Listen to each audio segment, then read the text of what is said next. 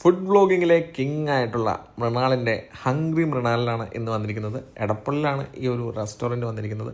ഇതിന് മാത്രം വിവാദങ്ങൾ സംഭവിക്കാനുള്ള കാരണം എന്തെന്ന് മനസ്സിലാക്കിയാണ് ആദ്യത്തെ ലക്ഷ്യം. പക്ഷേ അകത്തേക്ക് കയറിയപ്പോൾ വളരെ നീറ്റ് ആൻഡ് ക്യാമായിട്ടുള്ളൊരു ആംബിയൻസ് ആണ്. നമ്മൾ അവിടെ പോയി ടോക്കൺ എടുക്കുക, അല്ലെങ്കിൽ ഡയറക്റ്റ് കൗണ്ടറിൽ പോയി പറഞ്ഞു കഴിഞ്ഞാൽ നമുക്ക് ഫുഡ് ഓർഡർ ചെയ്യാൻ വേണ്ടി പറ്റും. അതിൻ്റെ പൊക്കത്ത് വിലവിവര പട്ടിക പ്രസിദ്ധീകരിച്ച് വെച്ചിട്ടുണ്ട്. അതായത് ബിരിയാണിയുടെ കൂടെ സാലഡ് വാങ്ങിച്ചാലും അതിന് പൈസ കൊടുക്കണം, അച്ചാർ വാങ്ങിച്ചാൽ അതിന് പൈസ കൊടുക്കണം.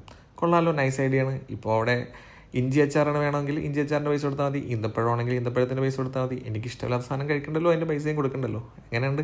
കൊള്ളാമല്ലോ, മൃണാലിൻ്റെ ഐഡിയ കൊള്ളാം. പിന്നെ മറ്റൊരു കാര്യം, ആരും സർവ് ചെയ്ത് തരാനൊന്നും ഇവിടെ ഇല്ല. നമ്മൾ ഓർഡർ ചെയ്ത ടോക്കൺ നമ്പർ വിളിക്കും, കൗണ്ടറിൽ പോയി ഫുഡ് വാങ്ങിച്ചിട്ട് തിരിച്ച് വന്ന് നമ്മൾ സ്വന്തമായിട്ട് സെൽഫ് സർവീസാണ് ഇവിടെ മൃണാൾ കൊടുത്തിരിക്കുന്നത്. അതും കുഴപ്പമില്ല. എലമെൻറ്റ്സ് നോക്കുവാണെങ്കിൽ ആവശ്യമുള്ള സാധനത്തിന് മാത്രം പൈസ കൊടുത്താൽ മതി. അപ്പോൾ